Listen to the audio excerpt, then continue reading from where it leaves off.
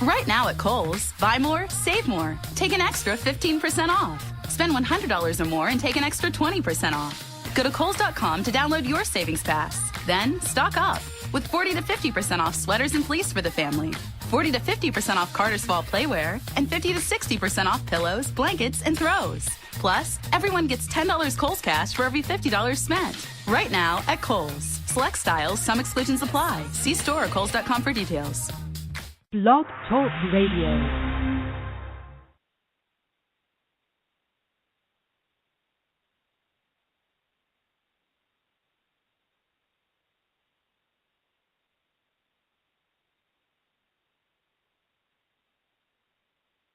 Okay, I believe we Hi, are everybody. live.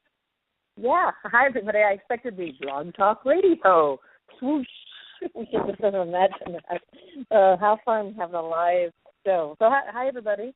Hi, everyone. So, my name is Sheila, and welcome to Conscious Contact 88. So, this is a fun program where we get together to make conscious contact, not only to conscious contact with our higher selves, to know ourselves better, but also make conscious contact with others that are on the planet and off planet. So what I mean, extraterrestrials? Yeah, maybe. Other densities? For sure. So that's the idea of the show, is to explore all sorts of interesting topics. And so you've gotten to meet me. I'm Sheila. But we have two other folks on the show as well, and I want to go ahead and let them introduce themselves to you all. So we'll start with Ray. Hello, everyone. My name is Ray Colson, and I am the founder and owner of Heart-Centered Healing, and glad to be here today and talk about our conscious contact and beliefs and belief systems. And thank you for having me. That's great. Well, thank you for being here. And there's Beautiful. Scott. I hear Scott. Fantastic. Beautiful. Well, first of all, I'd like to introduce myself. My name is Scott Mendoza, and I have recently created a YouTube channel. I have a great desire to blast love and light to all those who desire it. I want to be a beacon in the dark room to illuminate the path for those that, for anybody, for everybody, to show them that everybody and anybody can do it. So, brings me here to this radio station with these lovely people, and I would love to convey to everybody listening and everybody on the call and on this entire thing, and just tell them that I love all of you. You all contain love. We all contain love. I just tell you, all of you, I love you, and thank you. Well, that rocks. Thank you so much, Scott, and back at you, and thank you, Ray. And I know the two of you have discussed this topic about beliefs. So, and then what we'll do is we'll have an open discussion about beliefs, and I'll jump in with questions or comments or some kind of things I think I can contribute to the conversation. Then we'll see how we're doing on time. We might just kind of ride this wave of talking about beliefs. I heard some new things by one of the teachers, Bentino, today that I thought was really interesting that falls into that category. But we'll see how we're doing on time. If we go through the beliefs discussion, one of the beliefs I think is really interesting is many of us are watching and listening to other teachers who are channeling information. Sometimes they go into trance channel, sometimes they're doing sort of a live channeling. And one of the beliefs I might have had in the past is that I sort of needed to access someone else to get this information. Whereas now I'm thinking, well, maybe, I'm feeling it more. I know intellectually I have access to it, but feeling it more that I have access, that you have access, that we all have access to this. And so we may, towards the end, open it up to questions that we might have asked someone, one of the teachers, an Abraham Hicks, a Bashar, a Bentino, something like that, or the other folks. We may open it up to questions that we may have asked one of those teachers to see what answers come up in those of us that are participating in this call. That could be interesting. But we'll go ahead and kick off with the discussion. Ray, if you wanted to, Ray or Scott, however you guys want to do this, just launch us into the topic about beliefs, and we'll go along for the ride. Sure. Certainly. I will go ahead and start, if that's okay, since I picked this topic. So let me go ahead and do a little jump off here for us. And I just wanted to discuss basically what beliefs are and belief systems, what they are, how do they serve us, and basically what can we do to allow our beliefs, to help us experience more of a preferred reality. So basically, let's start off with the definition of a belief, and that is the acceptance that a statement is true or that something exists. Okay, so that's perfect, actually. Because we know that basically truth is relevant to really the eye of the beholder.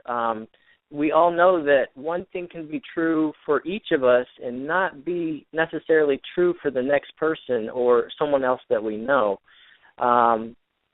So and that is beautiful to me as far as tying in with beliefs, because knowing that really from our one perspective, our one experience, that experience might be true for us, it might not necessarily be true for the next person who has a completely different experience, same circumstance or the same situation, really that we went through or we're going through.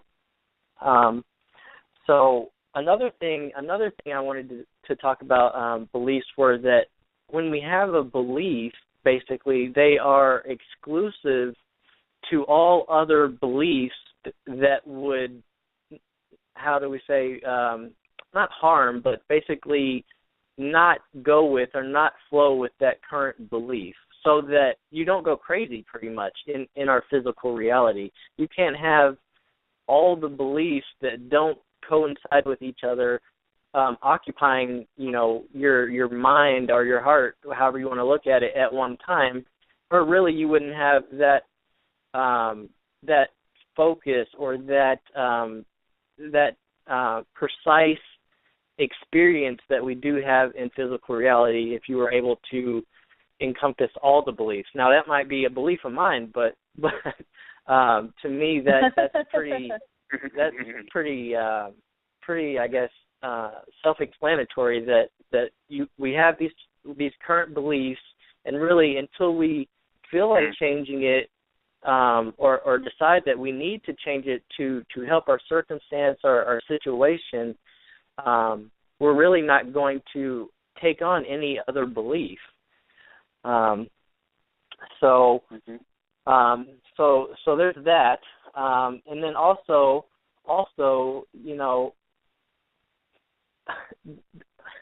let's see. Well, excuse me, Ray. Can you just repeat? Excuse me, Ray. Can you just repeat that last part again? Because you said we wouldn't until we were ready to get rid of a belief. Right.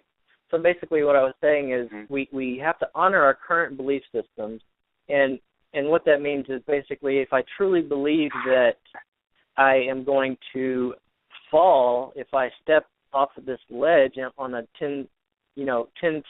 10-story building, if I truly believe I'm going to fall off and not fly, then that's exactly what's going to happen. So you must honor basically your current beliefs, and until you're ready to change that belief, actually until it's already changed, I should say, really you just need to accept what you are believing. And one way to change a belief, or a way you can do that is really, you kind of, it's the same process really as anything, I think, as far as manifestation. For me anyway, I kind of visualize, what I would prefer to see rather than what's happening. And then from there, you have to act on these things little by little, in whichever direction that takes me. So for example, if I have a belief that I can't get a job, that, I can change that belief, obviously, because that's just a belief that, I might have personally. It's not the true law of nature, and that's kind of how belief systems work, I guess. So to go back to an everyday situation, if I have a belief that I can't get a job, I need to honor that at the time, realizing that I don't have a job, and But from there, I can take that and say, you know what, this is just a belief I have. It's not necessarily empirically true. Anyone can get a job, right? Anyone can get a job these days. Mm-hmm. And all you got to do is kind of visualize what you want, and then from there, you act on that visualization. You have to ground in all of these thoughts and beliefs and definitions that you do have. So you need to act, and that could be, you know, going out to find a job. That could be sending out a resume. That could be any number of things that could lead you to getting a job. Whatever the inspired action is, right? Because you want it to be inspired action, not someone else's. I just want to back up a second. So, because I just want to see if we're all on the same page with because this may be new for some people. It's hard to tell. Some folks may be further along in their exploration. Some folks might be newer to it. So what I think we're talking about here is there's no outside objective truth. Right. There is no like this is this way. Like, you know, just sticking with the job example, you know, people might say it's difficult to find a job in today's economy or whatever. Right. And some people hear that and hear it enough, becomes sort of a habit, and it feels like a truth. But what we're saying is there is no outside truth. There's just individual beliefs that we hold. And when we hold an individual belief, that it might be, you might believe it's easy to get a job. Because people prosper in times of the Great Depression, and people. Exactly.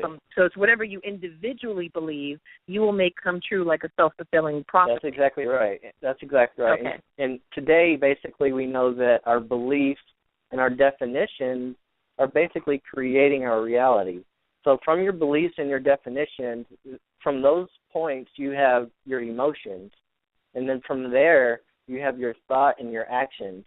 So all that combined is really your personality, and that really is what creates your reality, okay?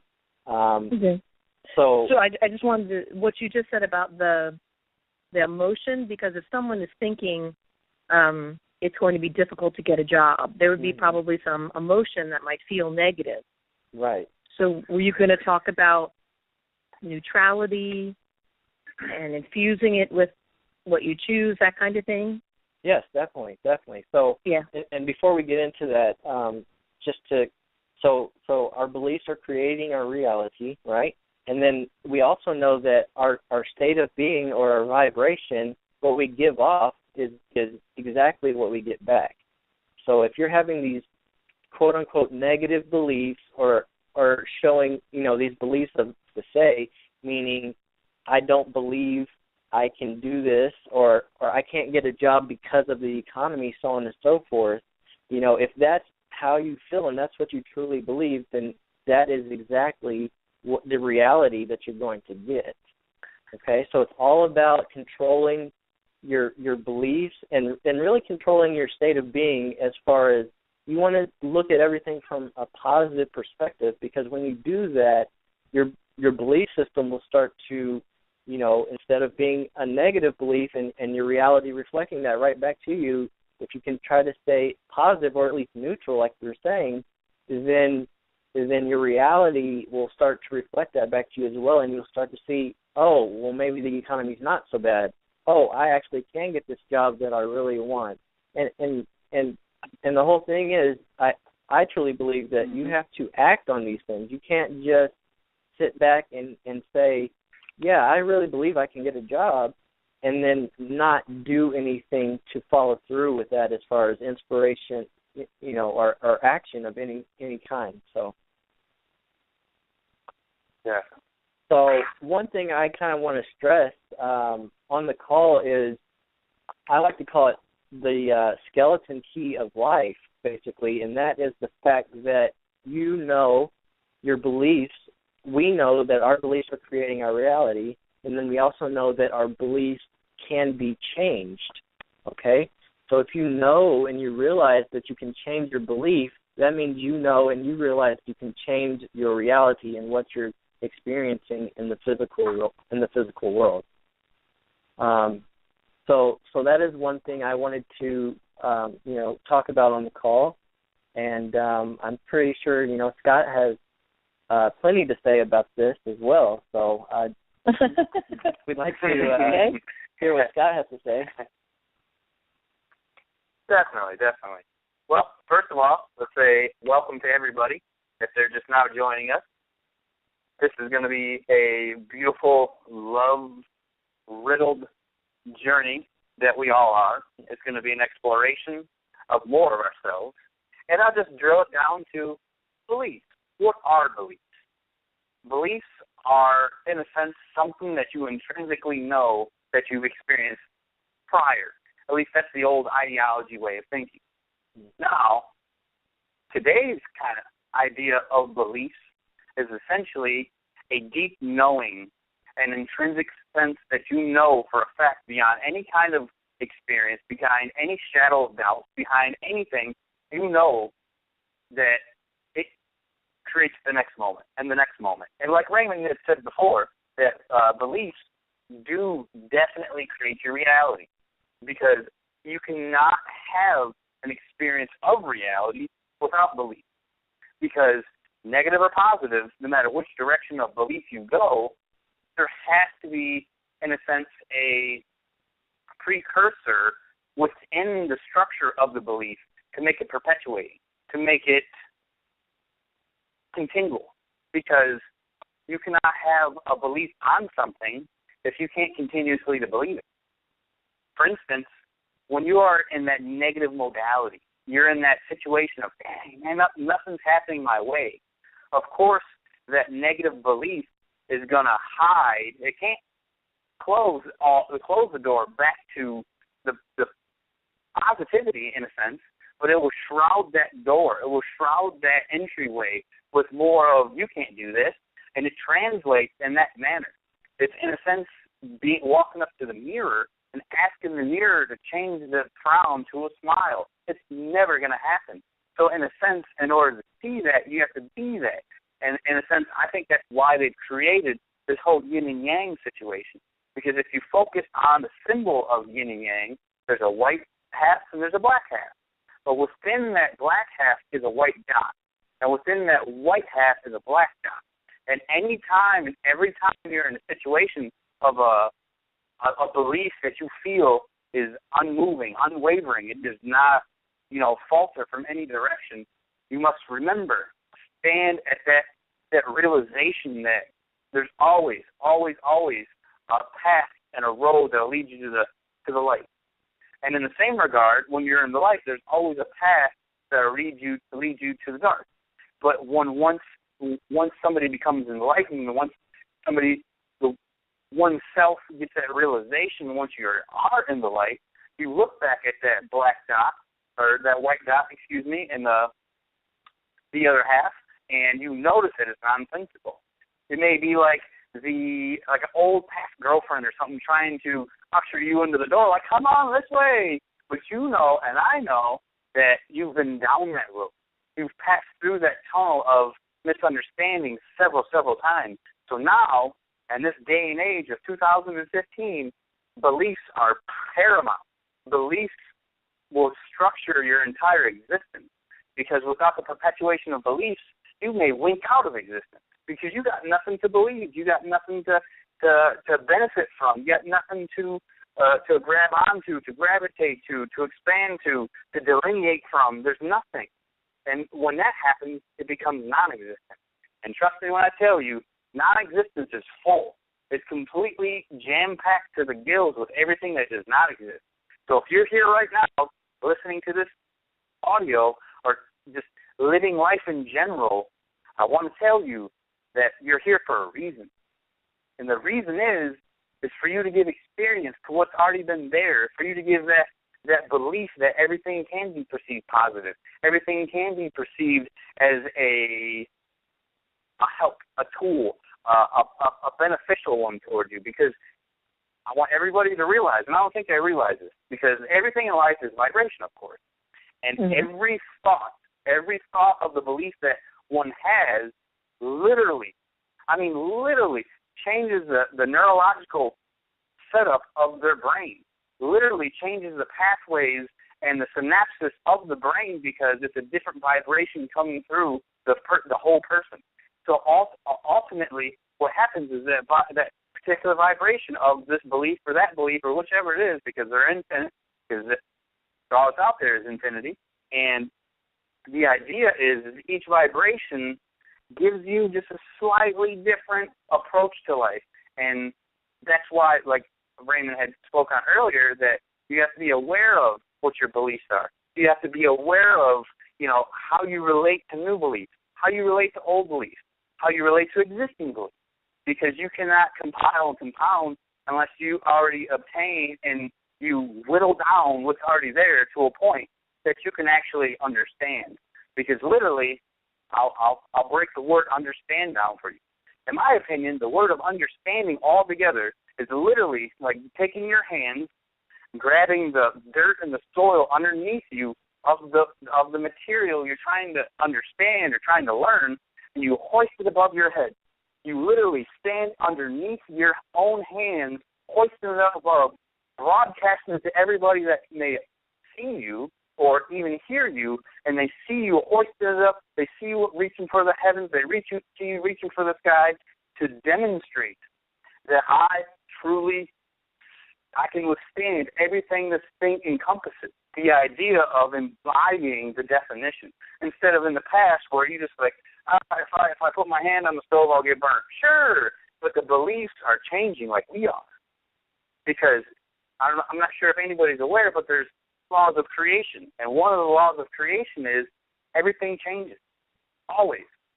That's one of the beauties of life. That's one of the expanding, modalities of life is the expansion of that set in. Because the idea of beliefs is nobody has a belief ever. Never, ever has a belief unless they feel that it serves them in some way, shape, form, or fashion. And the only way that will not be in that direction is if they do it from anxiety. They do it from a direction that they're just spinning their tires. They do it from a way that has, or direction, that doesn't have much structure, because it's not you. It's somebody else's baggage. It's somebody else's beliefs. Because you have to identify if it's yours or if it's somebody else's. And the people listening on the call now, I know when you hear it's maybe somebody else's baggage, and you might even remember the moment that you picked it up. But the idea is if you picked up these old beliefs, I don't mean shed them like a dead tree. I don't mean just to throw them out into the trash to be picked up on Monday. What I mean by, I mean neutralize it. And by neutralizing old beliefs and other people's baggage, you validate it. And by true validation of other beliefs, it gives you the liberty and the cushion in the room to incorporate your own. Because, in a sense, the human psyche only has, let's just say, X amount of space. We are infinite beings, but in this physicalized plane, there's only X amount of space, like a computer, that is contained within this physicality.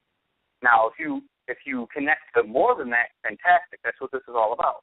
But ultimately, the idea is once you obtain so much information and so much knowledge, you have to condense and compress and compute that information.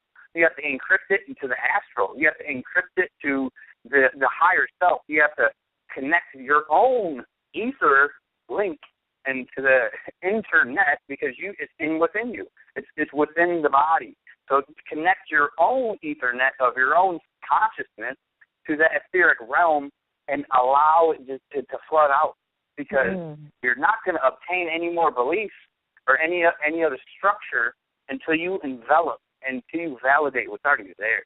And once you do that, you start laying these bricks of beliefs that are yours. So when somebody comes knocking at your house, you'll be home. You'll be home in the house that you built on your own beliefs instead of the big bad wolf coming, because that's what I kind of think the big bad wolf is. It's somebody else's beliefs to reflect to that individual that, hey, this isn't yours. Hey, I'm just trying to show you that. And the moment that they realize, they reel in the vision and the perception that is in front of them. They reel it in. They reel in their eyes of the concept of this. They can continue in the expansion of their mind, because one cannot expand until they actually drag the past into the future, into the now, because past, future are now, because that's the only time that exists. Wow, you are on fire now. This is great. So thank you, Scott, so much. I have and Ray, thank you, Ray, so much for bringing up this topic about beliefs. There is so much going on in this conversation. I'm so excited about. And I was thinking, I wanted to get into some specifics here. If you guys are ready to do that, but just in general, sure. I was thinking, listening to Scott speak, for some reason, the three of us coming together to have these conversations and do this show, it reminds me of elements. Kind of first density elements. And I kind of picture Scott like fire, just this, and Ray, to me, you really feel like earth, grounded, more. And to me, I feel like the air, like sometimes I'm like, sometimes a little lighter, or maybe like a direction of a sailboat, sort of with the wind. So that's kind of how I think of us as the three: earth, wind, and fire. Hey, when I was a child, I had been called a firebug at one point when I was like 9 or 10. Beautiful. Little firebug. And what do you think, Ray, of the whole earth thing? What do I think about that? I think that's beautiful. I appreciate your words, your kind words there. Before we get into specifics, like you're saying, I wanted to touch on something Scott had mentioned, and he said that we are here for a reason, and that's something really important to me, and really important to kind of voice out and let people know we are all here for a reason. We're not here by accident. We have all chosen to be here, to be in this physical reality. And basically why we did that is so we can experience the process of creation, which always will bring us right back to ourselves, because, we are spirit, we are soul. We are not these physical bodies that we all think we are, but we have all chosen to kind of put these coats on and experience ourselves, because basically outside of physical reality, everything is instantaneous. So we don't get the experience and the observation of how things process or how things manifest into what they are. They just kind of are at that point. And right. And that's what did you say? Put on the suit? We put on like the suit. Yeah, basically we all put on the suit or a coat or however you want to look at it, a hat of physical reality, and we're all really kind of dreaming right now. It is a good way to look at it, and when you go to sleep, you're waking up. So right now we're in a dream of physical reality, and we've all agreed to be here so we could basically experience and get to know ourselves from a different perspective, and that's what this is all about. That's basically what we're going through, and you always hear these people say things like, I'm from, so-and-so, this other planet or this other star system or wherever, and really, you're really from right here or you wouldn't be here, okay? So, like I said, we've all agreed to be here or you wouldn't be here. If you're supposed to be somewhere else, that's where you would be. You'd be somewhere else, yeah. Right, exactly. It's that simple. It's not this complicated thing of being lost or we're not in control. We have all the control of what's going on, and really kind of this physical reality that we've agreed to take on is really, it's some of the beliefs we take on to experience physical reality is, or disconnection from God, because really that doesn't even exist. So all we're doing is, dreaming these illusions that we're not part of all that is, or part of creation, or part of God, and we have these forgetfulness that we are all one and all connected, and we're consciousness and not these physical bodies. So, and that's part of the game we're playing. That's part of this experience, so that we can discover who we truly are, and we're all doing this on purpose, to basically just expand and get to know ourselves from, like I said, from a different perspective. So, go ahead and mention that. That's beautiful. I kind of want to, touch on I that. appreciate it.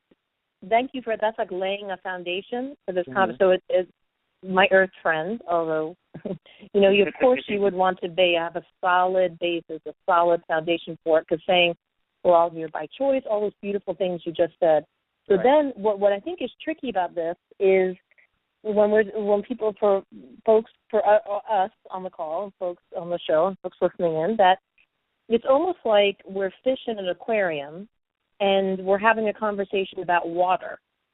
But we're kind of it's kind of like, what do you mean belief? Because people just think things are true, and reality just is reality. Mm-hmm. So for some people, this may be a little like, yeah, beliefs, it's just a word that's sort of washing over them. But so I want to talk about, I'd like to talk about how you can kind of find some of the Bashar material for those folks that might want to go to bashar.org if they've ever or want to hear more about him.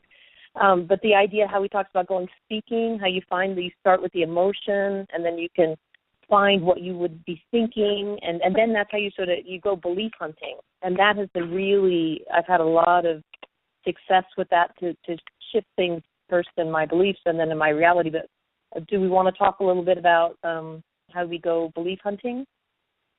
Sure. I'll start by first saying to all of you that we just take 1 second, everybody listening, to realize your existence. Just that you exist. Not clouded with any other idea other than you're right here, you're right now. And now that we have kind of collected into this focalized moment, you touched on emotion. And in a sense, my idea of emotion is this. It's the idea of energy in perpetuated motion. It's the energy of the vibrational frequency that is out there in motion, that is in concert and correlation to your physicalized body. In a sense, it's based off of the idea that the beliefs create your life. And once you know that the beliefs create your life, then you know that whatever the belief stimulates, it creates energy from it. And once you get that energy from it, you really want to put that energy into a hug, or put that energy into writing a book, or to crying, into that emotion, into that physicalized point of your imaginary finger, in a sense, and it points you in different directions. And, you know, I once heard somebody say, the truth about life cannot be spoken. It can merely be experienced. And the older I become, and the more enlightened I become, and the higher I raise my awareness, the more I understand that. Because to see love is way more powerful than to say love. You can say to somebody, I love you, but could you really make that physicalized? And in a sense, life is love. Life is love and life. So you can't even really describe what the actual truth total is. So in a sense, us as humans, like you were saying earlier, have created this suit, this human physiological body to, in a sense, embody all of these beliefs, all of these mandalas, all of these ideas, past, present, future, misunderstandings, understandings, all of it is really just a game in a sense. We're doing it to stretch our senses because there really hasn't been anything new under the sun, ever. When it existed, it's always existed. There was never any delineation from that. And the idea is not, are you trying to create the same thing over and over and over and over, because what the definition the definition of that and the belief of that is insanity. Doing the same thing over and over and over and expecting a different result. And the idea is to take the same thing, the same situations, the same idea of war, the same idea of the Middle East, the same idea of, you know, societal hot button issues like gay marriage and et cetera. There's a million things that I could bring up that would describe this.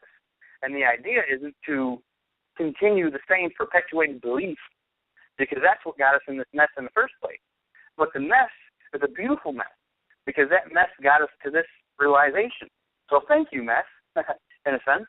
But the idea is to literally attach new meaning to that same experience, because the physicalization of it, of having AIDS or having kids or having a red car or buying a bed at, furniture store, getting a computer, getting a job, all those experiences have been done, and have been done by you and everybody listening individually.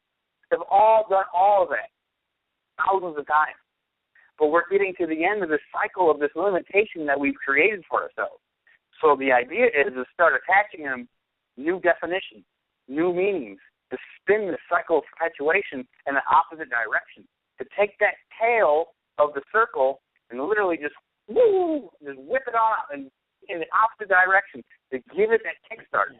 Because anybody listening, you are the change.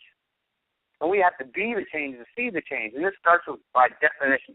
This starts by our beliefs and how we've defined our beliefs to correlate with our reality, and which way that they would dovetail into a most appropriate, holistic way of thinking, and this approachable manner that allows our neighbor to expand, that allows the convict to expand, that allows the preacher to expand, that allows the child to expand, that allows the old 86-year-old man to expand. It allows everybody, because we all know positive energy is integrative, collective, connective. And with this idea, obviously negative energy is the opposite. So based on that analogy alone, that gives you credence.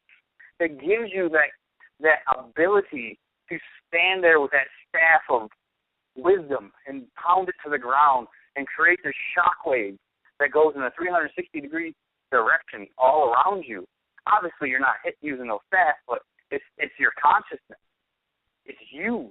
It's the internalized you. It's the voice inside your head telling you, maybe you should say hello to this young lady. Maybe you should help this old man out of the store.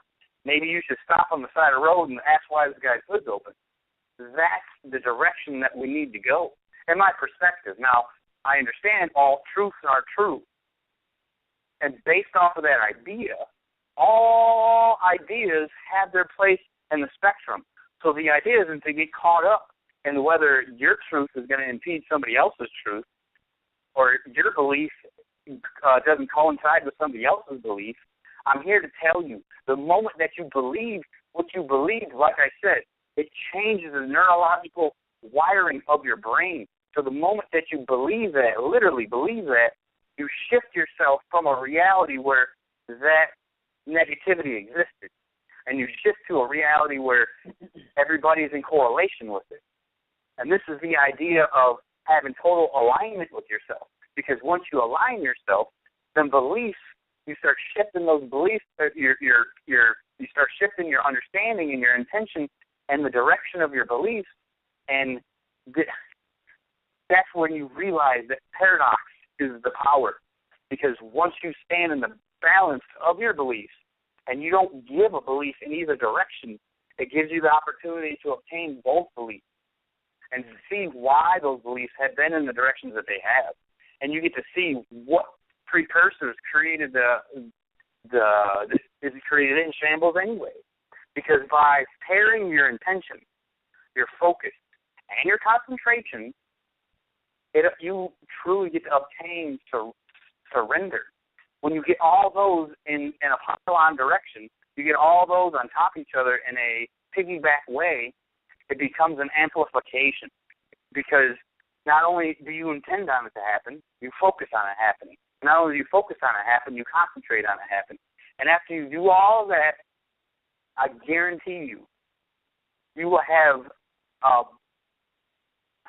an easier process to realize and surrender to more of yourself, to more definitions of others, to everything. It gives you that neutrality. It gives you that balance point, the nexus, where you can stand there with the paintbrush and say, whoa, I'm Bob Ross. What am I going to happy little tree here? Whatever you prefer. I love happy little trees. Absolutely. So, just to keep that focalized idea of belief, because we have a creation of beliefs, We have a definition of beliefs. We have the neutral belief. We have the balance of life and belief systems. We have the positive beliefs, the negative beliefs. We got beliefs that we haven't even thought of. And the thing is you really don't need to focus on anything other than the fact of right now. Because when you're right now, you're in all of it together. Nice. If I may, so Sheila had asked, how do we fish or find these beliefs? And Scott nailed it on the head. He said, your emotions. So we know that reality is the product of what we believe, okay? So our experience of that reality is on how we define the relationship, okay? And you can fish that out through your emotions of, does this feel good or does this not feel good? It's that simple, okay? One of the greatest gifts that we'll always talk about on the show or that we know God has given us or we have given ourselves, however you want to look at it, is that life is meaningless. It has no built-in meaning, so all situations, all circumstances, everything that we encounter is neutral, and we give them the meaning, either consciously or unconsciously, but we're always giving it a meaning, okay? So once you kind of realize this, I'm giving it a meaning myself, and it doesn't have this built-in meaning, okay? And then you look at your emotion from that circumstance that you're currently in, and if it's something that's out of alignment with you or something that's in alignment with you. If it's out of alignment, most likely that's a quote-unquote negative or limiting belief that isn't necessarily true. And once you realize that it's out of alignment with you, realize that it's not empirically true for you, I believe as soon as you realize that, you can drop that belief and then you will take on a new belief that does serve you in more of a preferred outcome or experience in your life. That is great. And I just want to back up to the first part you said about everything is really inherently neutral, that it doesn't have. And sometimes people, that resonates with me really well, and I'm sure with Scott, and we've had other conversations that have been around this. But for some people, that may be, sometimes that's part of the, what you talking about, Willis, kind of thing. Like, what do you mean? Like, it doesn't feel, life doesn't feel that way. Life feels sometimes it doesn't feel that way because like we said earlier, that your beliefs are exclusive to any other belief. So if you have a belief that says, I don't like dogs, then you don't like dogs. But when you realize that that's something that's out of alignment with you and doesn't feel good in your body. Can we just, go ahead. I know I'm inserting myself here, but I just want to back up to the first part about the neutrality, because sometimes people have a hard time believing that. But I think if everyone will think of a situation like when you're having a really great day and you're driving down the road and you encounter something like a pothole, let's say, and whether you actually go in the pothole or you sort of swerve around it, let's say you swerve around it, but it comes into your experience and you sort of negotiate around it.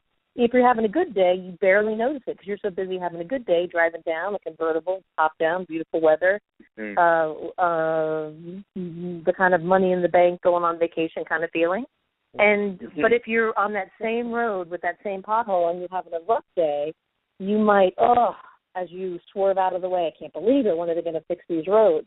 But really, it's the same street with the same pothole. So I just want to bring that up as the idea of we're the ones who choose. We're in a happy mood, then it's maybe not even noticed, and if we're in a bad mood, we might notice it and amplify it even more, like a negative experience. So for sometimes that's helpful for people to think about, have they ever experienced, to get the idea of neutrality, have they ever experienced something which is just something, maybe something, a gift that was given to them from a significant other. At the time, they were in a new part of the relationship, and it was a very exciting thing, this gift that they used to look at, and that they imbued it with so much positive emotion.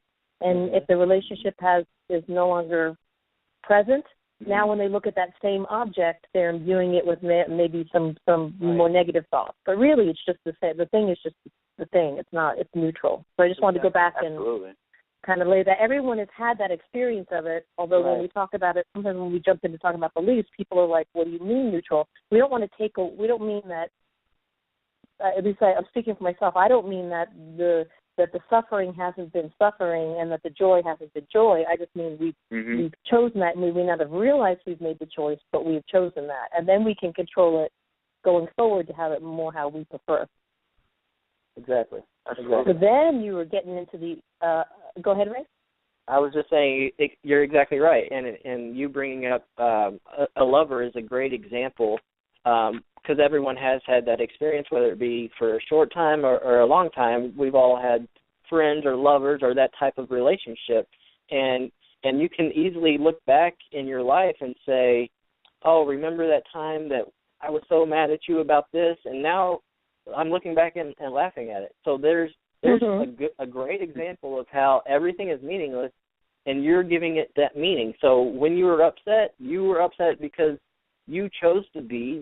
You imbued that meaning on a certain situation, and then maybe later down the road you kind of realize, oh, that took me out of alignment. That didn't serve me at all. That didn't do anything but create friction in this relationship, and that doesn't serve me. So now I'm going to change that belief that I previously had and kind of give it either a positive meaning because we're so much stronger than we were, or a neutral meaning and say, it doesn't even matter. I don't need to hang on to that anymore and just let it go. So, yeah, I think your example of a lover and those situations is a great way to look at it, yeah. Because we've all experienced that change. So if there was an objective reality, we wouldn't really be able to experience that change. Exactly. That switch.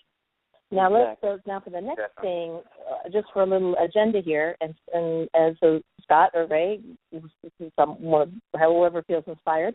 But then the next thing I'm thinking about, let's look at alignment, because we're thrown, we all sort of, this is kind of the world we live in, that we use these words all the time.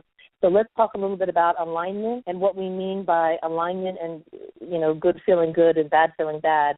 Then we could maybe talk about at some point, whenever it kind of gets around to that, some practical steps people can take to sort of find the belief, have the emotion, identify the emotion, find the belief, and look at neutralizing it, some practical steps. But first, the whole idea of what do we mean by alignment in regards to emotion?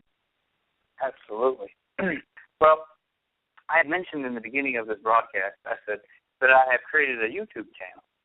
And if we'll talk going into much greater detail, if people have questions on more ideas of life being fundamentally neutral, I have made about a 12-minute video that goes into great detail about this. Oh, beautiful. And how do they find you? What do they search for to find you on the channel? Certainly. If you actually type my name, Scott Mendoza, SCOTT MENDOZA, into YouTube, and you'll pop up. I have about 8 different videos, and you'll see my mug on it, certainly. And to kind of tie in, to put a little ribbon around the idea of alignment, I would say that alignment is happening on more than one level. Alignment is happening on Earth. It's happening in our solar system. It's happening in our galaxy and beyond. And the idea is that being that we are together as one, in a sense, that we are the rotating spiral of the galaxy that we live in, that we are all the stars in the sky just being projected from a different point of view.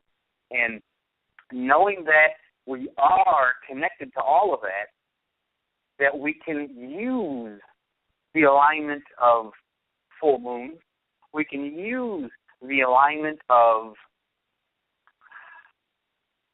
different celestial phenomena, as well as our own personality alignment.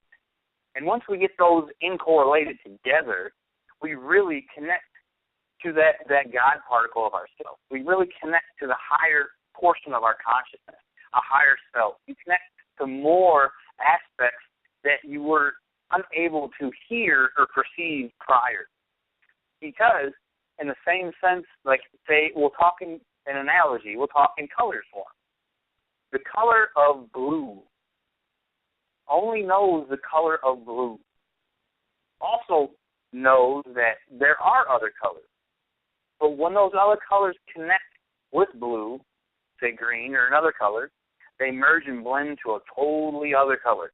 So the idea is that once that alignment is created where you blend with your physicalized mindset, with your higher mindset, with your God mindset, whichever word that you would describe it with, the alignment is to keep your beliefs, like we're talking about today, to have your beliefs, your ideologies, and your points of view and your theory of life in an aligned fashion that light will surge from the bottom of your feet and shoot out the top of your head, proverbially, of course, in a sense, and you become a lightning rod.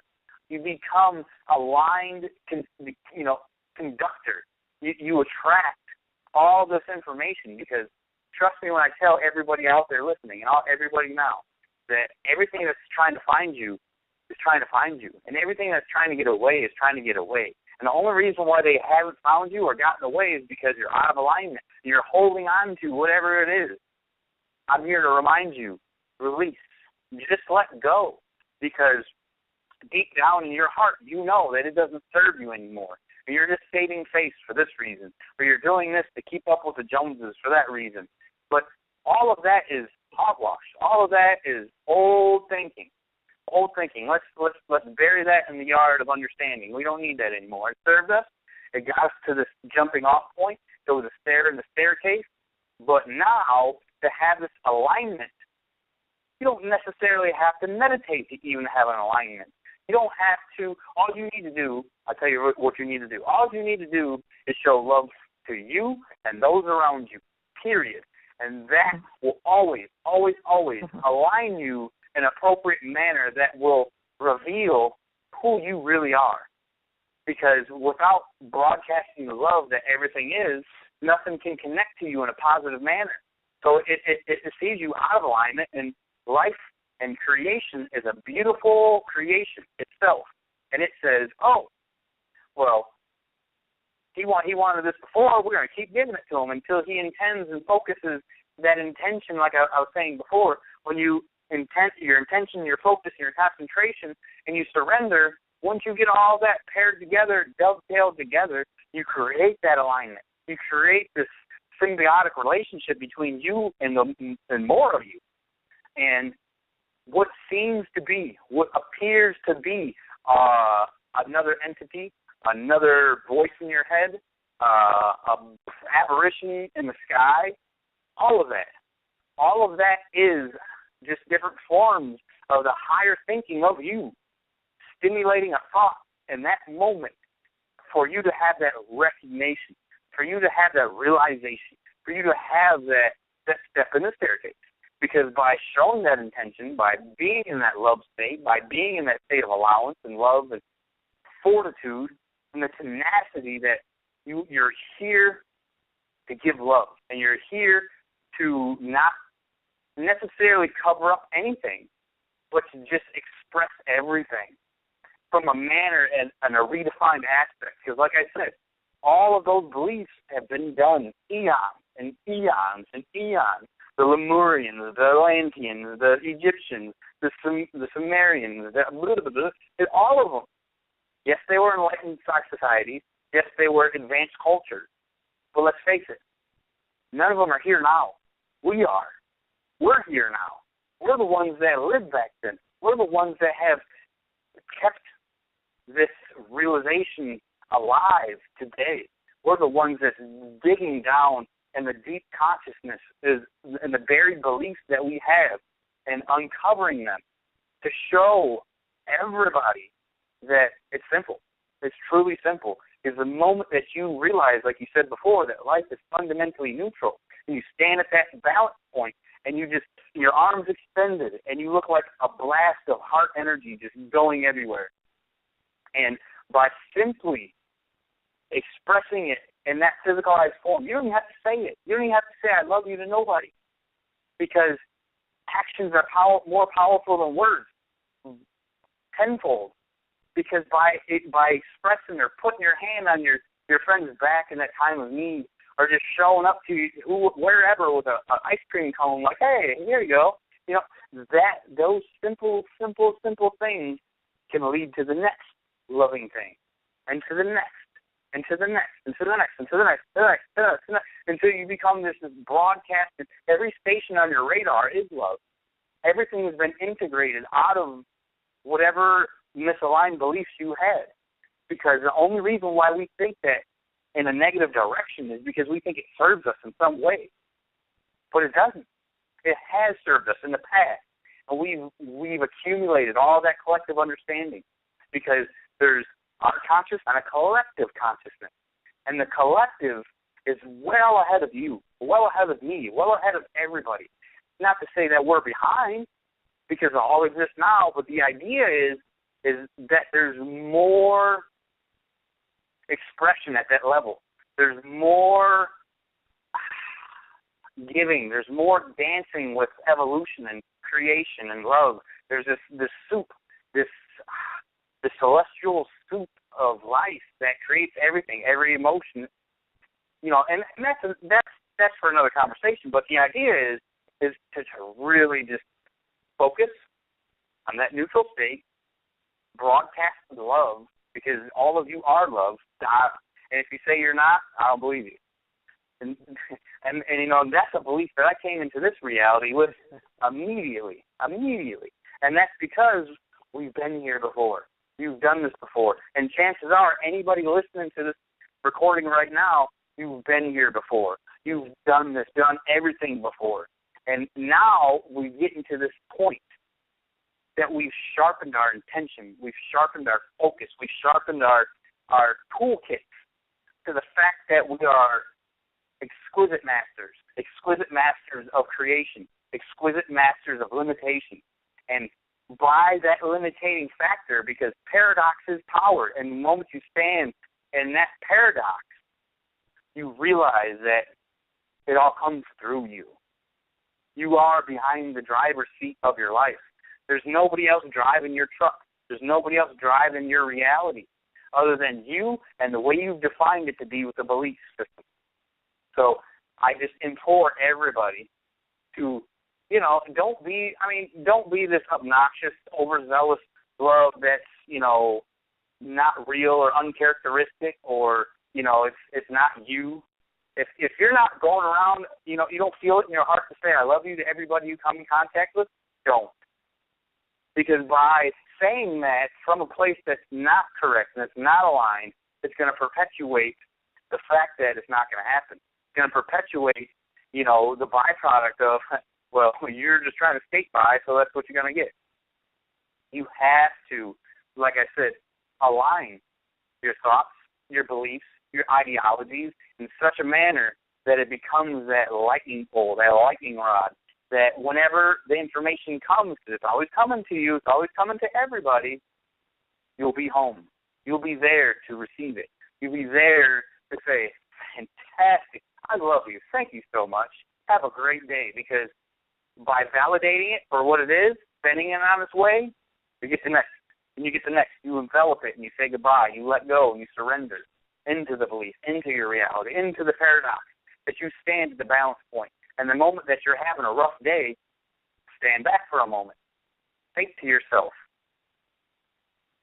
what do I have to believe to be is true right now? For me to, like, what belief do you have right now that is generating this thought process that you are not enough, that you can't make it, that you can't do it, that you got kicked out of this house, you're living with who knows where, you're doing this, you're doing, no. Yeah, in that very moment, and that's what I like to call the 0 point moment. The 0 point moment where you realize, where you have that aha moment, like, I am in the driver's seat.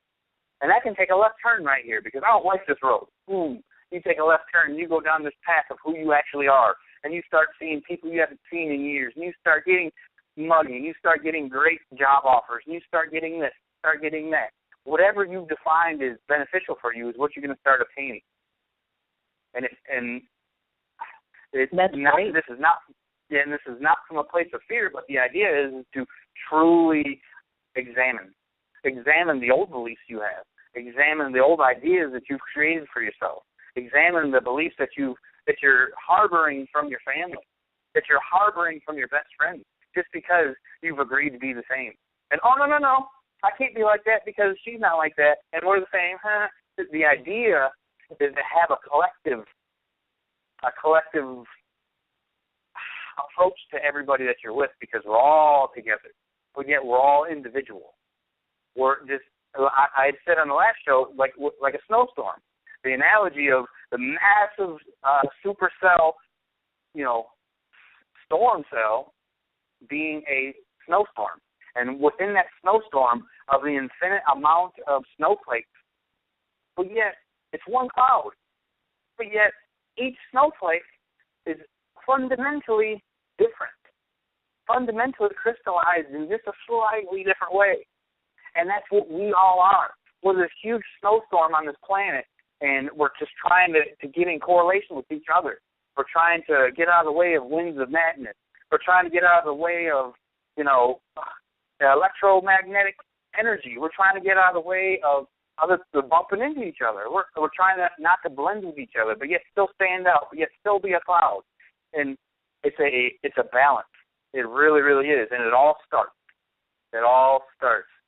at that belief center, at this neutral state, because everything is neutral. Everything is neutral, because whatever meaning you give to it is whatever effect you get from it. Wow, that is great, and you brought up so many good points. And that, Ray, did you want to take some of those further, or you have some of your own you want to explore? Yeah, I mean, he explained it beautifully. So I don't know if I can do much better. So we're talking about whatever you're inspired to say. I know being in and out of alignment. So for me, I just want to emphasize that being in alignment with yourself and pouring it out, you're not just in alignment with yourself, you're in alignment with, all things, all that is, all of creation is basically what you're in alignment with. And what that feels like on the physical level is a feeling of love, a feeling of joy, a feeling of compassion, acceptance. These are some of the words that we give, basically love. So all these things are love, and you know exactly what that feels like. You get goosebumps, or you get excited, or you smile for no reason. We all know exactly what that feels like. So we can all relate to when we are in alignment and what that feels like. When we are out of alignment is basically the opposite. So and all that is a belief. So you have to realize that when you're out of alignment, you're basically have this belief that doesn't serve you or isn't empirically true, and you feel that through fear or anger or stress, or however you want to view that as whatever negative term or word you want to use for that. When you are out of alignment, you should know exactly what that feels like. It doesn't feel good on a physical level. Inside of your body. So basically, we can all kind of relate to love and fear, and that is basically a good way to know if you are in or out of alignment. The way I've heard it, thank you, Ray, the way I heard that described from at least Abraham Hicks, and so if folks are interested, they can go to abrahamhicks.com for more about that. That the idea that there's this flow of energy, whether you want to call it God or source or the universe or higher power, and this flow of energy is I guess, what would you say, calibrated at a certain frequency, right? So then if we're experiencing and they have a vibrational scale in their materials that goes from the bottom with fear and powerlessness that Ray was talking about, sort of at the bottom, and all the way at the top, the higher frequencies being joy and ecstasy and love. And so what seems, the way they describe it, what seems to happen is when we activate a thought of that doesn't really, that has an emotion that isn't in alignment with this energy, this flow, this God, this love, let's say we have a thought of unworthiness, or we're not good enough, or we like a thought that someone else is better. Sometimes it shows up as different words, but the idea is a more negative thought about ourselves, which is not really calibrated with this energy of love. So the way they describe it, at least, is we sort of pinch ourselves off instead of getting this flow and feeling full of ourselves and feeling abundant and feeling love.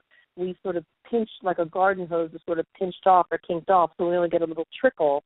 And so, of course, we feel bad. It's a little bit like oxygen. You know, if you're breathing free and clear, you feel really great. If for some reason your breathing is impacted, you have less to breathe, you start feeling a little anxious. And they say that's all that it is we're having these thoughts that are related to emotions that are either in alignment, meaning they're at the same frequency or vibration, or they're out of alignment. And so we're pinching ourselves off and not getting the benefit of that flow.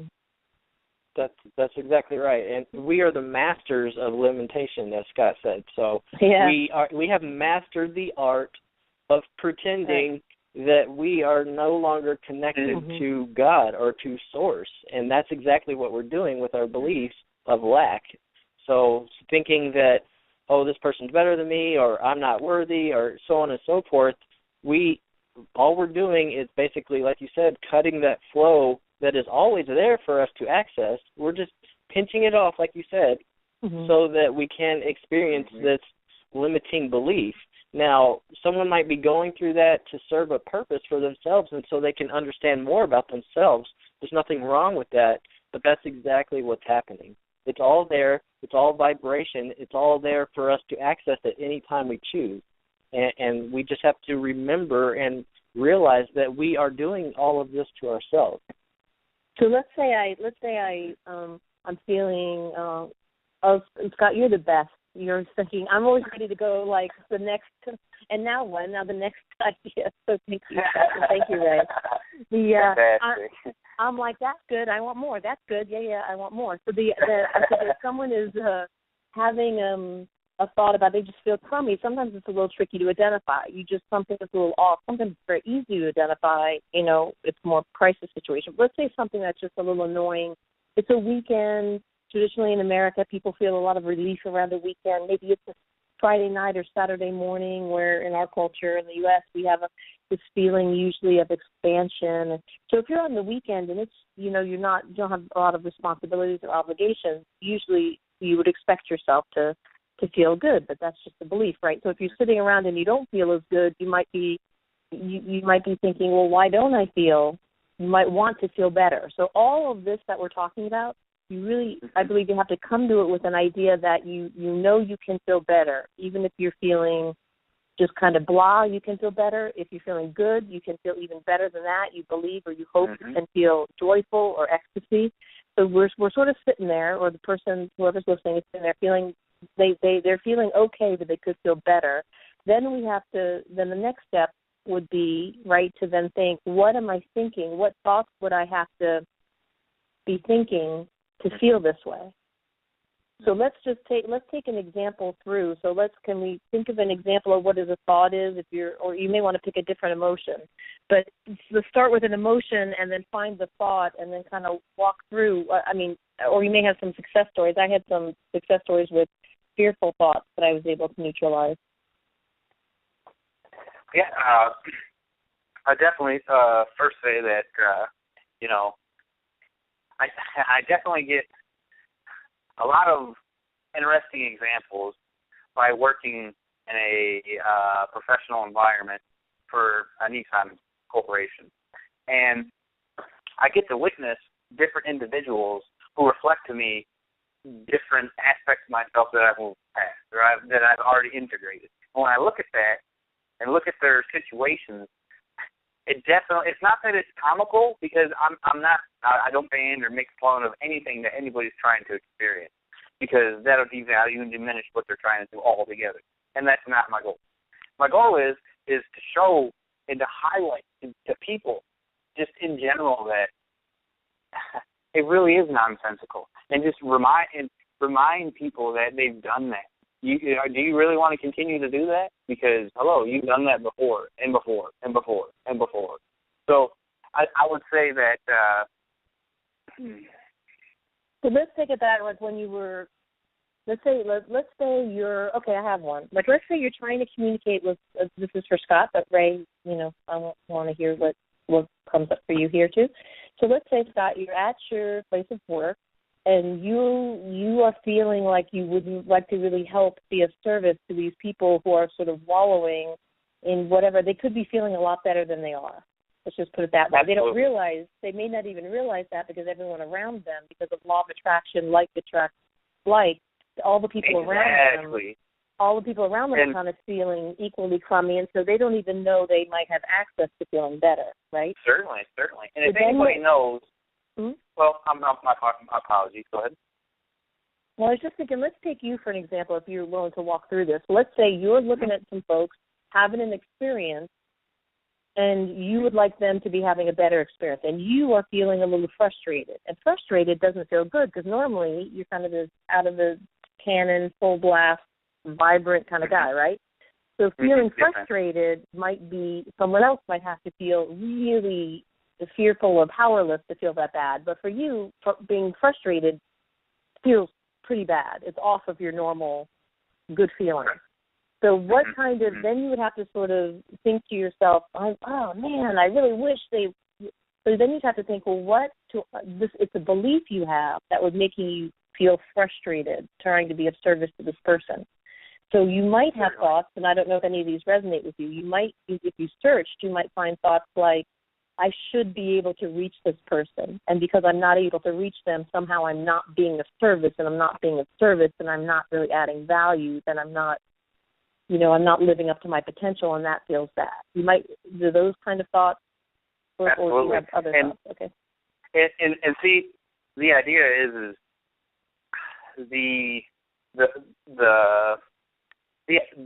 okay, I'll back up just a tiny bit. When I'm witnessing these individuals, different salesmen trying to sell a car, and I don't know if you know anything about car salesmen. They can be cutthroat, they can be sharks, they can be, hard workers. They can be focused in such a manner that they get the blinders on, that, by running out the door to get that customer, they just blew past the old lady that was that needed the door being held open for her. Right. And I get this sensation that, they're yearning for more. They're thirsting for more, but they've created this belief system that, they have to run, and they have to, proverbially beat the feet is what I say. So I'm just going to I'm going to insert something here because I just want to try to explore this, just like kind of when I heard in your voice when you talked about these salespeople blowing past the woman that might need the door held open for her because they're so focused, right, on whatever they're doing. They're obsessed with it. Or in a non-judgmental way. Well, I'm just saying, it didn't sound, when I heard you say it, it sounded like you were a little like, man, they're missing a wonderful opportunity to connect with another human. Like there was a belief there a little bit, right, that didn't feel good to you. So let's look at that. So you might, as you're exploring, you're being of service to others, and the whole thing is to try to keep ourselves as in alignment, so feeling good as we can. So you might have to look at this belief. So right now you might be believing things like what? Like they're missing opportunities to connect. Like what other kind of things might you be thinking that have you feeling a little pinched? Absolutely. I get this feeling of that they have no interest. They have no inkling or no. They don't even want to witness it to a certain degree. It's like they've already.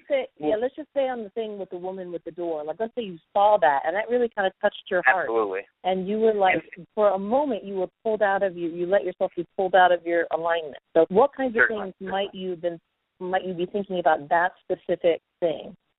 In that specific moment, I would think to myself that that I truly, and this is what gets me back into alignment, is I know that gentleman running past her and that whole interaction is done on sometimes extra level. And that interaction between that two individuals, they may have soul contracts, and they may have themes in life that just are only meant to be passerby. And it may not even be designed. So therefore, I take a step back And I focus through the eyes of that individual in the sense where I realize or I understand to a certain degree that, maybe it's not designed for me to know. Because there are things that are happening in the world that happen that we don't need to know about. It's really tough and difficult for humans to actually hear that because we think we need to know everything.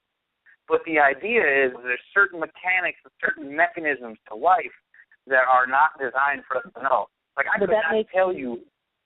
Pardon me?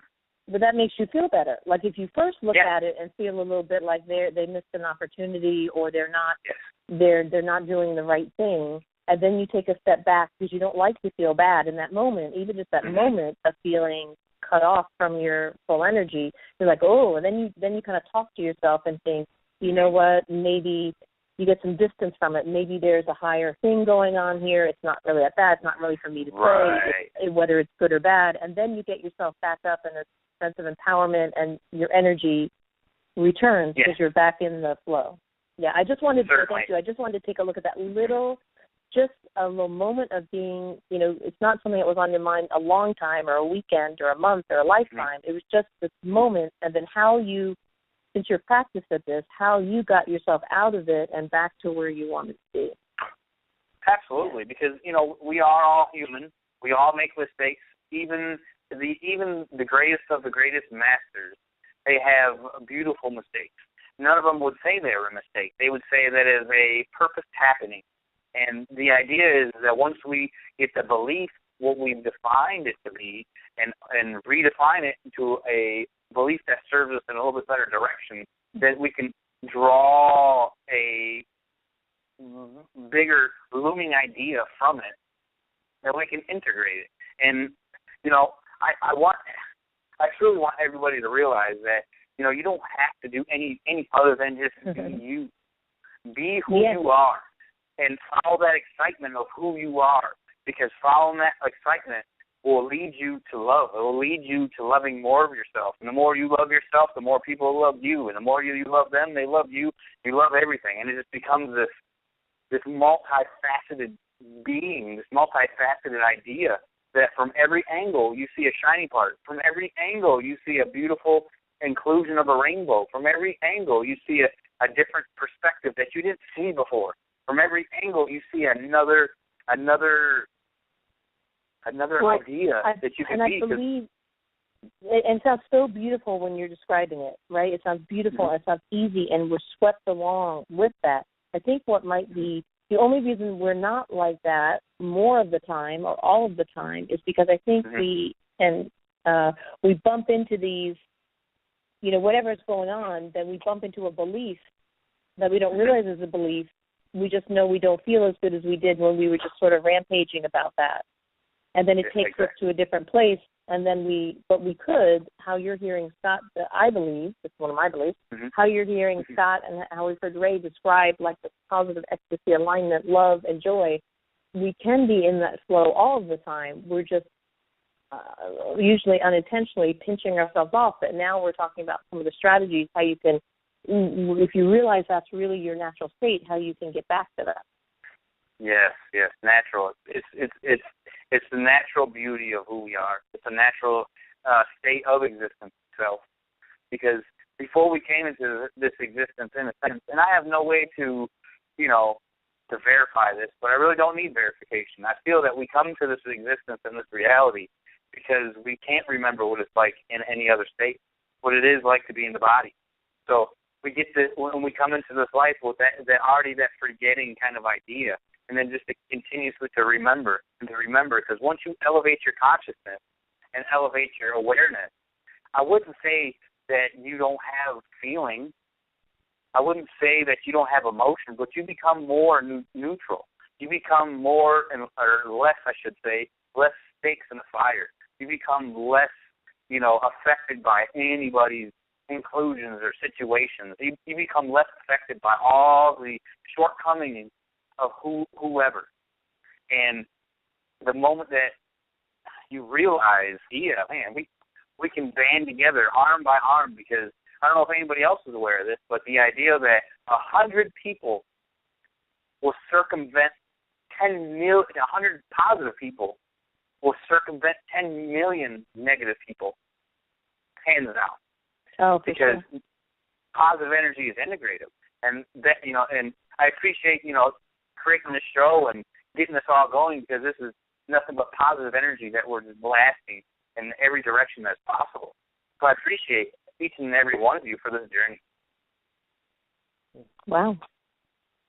That's beautiful. So Ray, I just want to check in with you before whatever happens next, to see what that might have brought up for you, or some examples you might have, or whatever.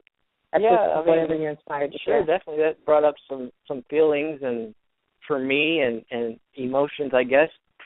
So from we're trying to describe, I guess, going back to the dealership where we've noticed a salesman rushing through the door and not noticing an elderly woman trying to get through and possibly, purchase could have been that salesman's next vehicle. So basically, I guess from that, in ways for us to, when we do see a situation or a circumstance that we don't prefer, kind of step back, as Scott said, and view it with a neutral view or perspective, so that we can start applying it towards the outcome that we do prefer.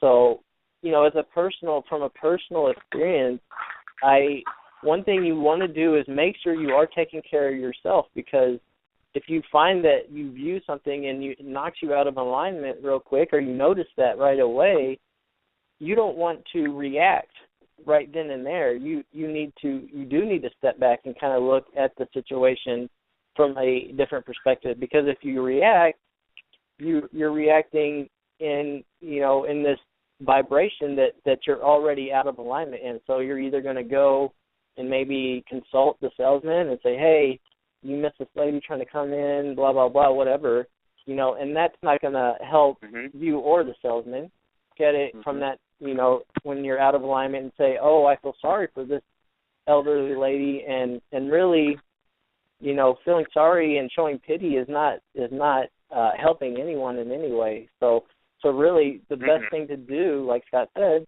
is just kind of step back for a second, notice that whatever you just viewed or just perceived, that experience did knock you out of alignment, and try to view things from a neutral perspective. And really, just when you can do that and put yourself in that neutral perspective, or even from a positive perspective, then everyone will benefit from you just noticing that, being aware of what's going on, and really, kind of just realizing, and everyone needs to know that we are creating our reality. And I don't know, I can't say that enough. Yeah.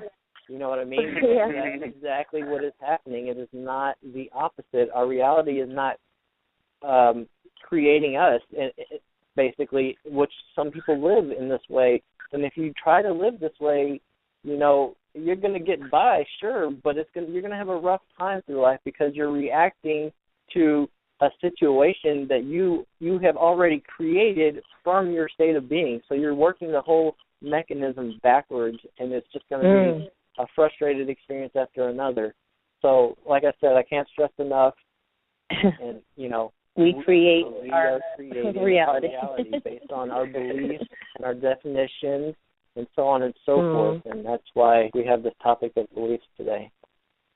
So that, and thank you for that, because I'm thinking what it sounds like we're saying is the idea, our natural state is feeling good and feeling bliss and feeling alignment and feeling joy, all those positive emotions, this God, this love.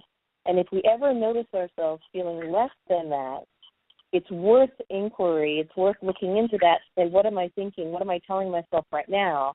Because that's just a belief. It's not a truth. Maybe I think I'm not. Maybe if I walk into the dealership and someone doesn't hold the door for me, right, and they just rush past me, I might think, oh, they didn't say, and I feel bad. I feel ignored, or whatever I might be feeling. I should take a look at that and say, what am I not accept feeling bad? Right. Because if reality is neutral, I don't want to, and I'm naturally in this high-flying, blissful kind of feeling good kind of place, getting ready to go in and get my Nissan or Lamborghini or Tesla, whatever it is, and feeling really good about that. I don't want anything to take me out of that because I want to build momentum. The better I feel, the better things get like that. So I don't want anything to take me off course, distract me from that. So we should look at that belief, or if we feel a little negative, and say, what is my thinking, and realize that's just something I've sort of made up. The truth must be the opposite. If I'm feeling not good enough or ignored or not important, the energy, the positive energy, the opposite must be true. That how does it feel if I start thinking I am good enough, I am worthy, or it doesn't matter, let me first realize it's neutral and then somehow have it be a positive meaning. So if that was in my case, I might look at that and say, oh, it really doesn't mean anything unless I decide it means something. And I want to decide it means something positive. Bashar talks about imbuing it with a positive impact. So I might think, you know what? That salesman that rushed past me and didn't hold the door for me, maybe he wouldn't have given me as good of a deal as the guy that I'm going to make eye contact with right now. So I could take it as I'm being treated badly and have this whatever idea about myself which makes me feel bad. Or I could say, you know what, if it's neutral, I'm going to say, that guy wasn't for me, he's blowing past me, this guy is going to be the good one for me, and now I feel good about going into the next interaction, and then, of course, I'm going to have a good interaction. And that's what, for me, that's what I mean by creating my perception of reality in every moment. Definitely. And I would say that, the idea of the neutrality of this, the idea of neutrality is, it is neutral. It is natural. It is a natural state of the human, is to be neutral eventually, to obtain this side, to obtain that side, and then to get a neutral stance on it to be able to gain whatever positive experience you desire. And, the creation of creation, I guess you could say, is just a little bit, biased to the positivity, because in a sense it has to be a slightly positive if we expect anything to expand. If it was just completely negative, or if there was any negativity that was overlooming the positive side to a degree, you would create this feedback. It's just like taking a microphone up to a karaoke machine and getting that wah, wah, wah. That's what would happen. And that's what happens when you don't have an alignment with yourself. That's what happens when you don't realize, you don't stand at that neutral state. Because by realizing that you have the ability to attach whatever meaning you desire to it, do you really desire to put a negative meaning to it? Because I'm here to say that by putting that negative meaning to it, you perpetuate that negativity. And the moment that, like you were saying, hey, maybe this, maybe I'll get a better deal, by this gentleman blowing past me.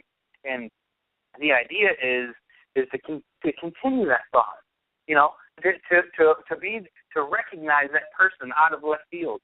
It's not even in your space, just to see it, because that's a great reflection right there. To be able to stand. Obviously, if you're not busy, if your attention's not away, just be observant of your reality. Be here. Be now. Be observant. Look to your neighbor. Look to your coworker. Look to the customer. Look to the worker that's outside mowing the grass. Look to everybody. Observe. Be observers, because we are already masters of one thing, which means that we can be masters of other things. So we can be masters of these other ideas. And it starts now. It's already started. It's been started. We're here to perpetuate it. And I implore everybody to just stand at that neutral state. Stand in the neutral zone, that 0 point of the creation of this or that.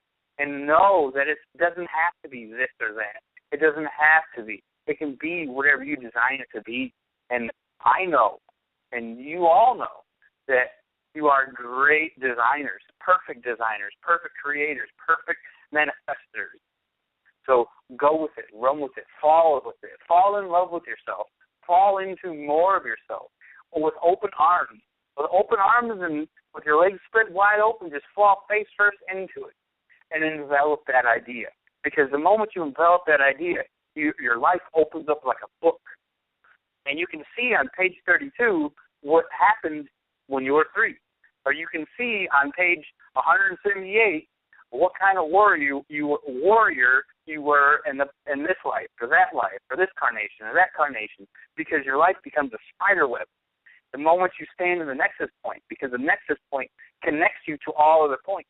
It connects you to all other aspects of existence, non-existence, the corporeal, the non-corporeal. It connects you to everything.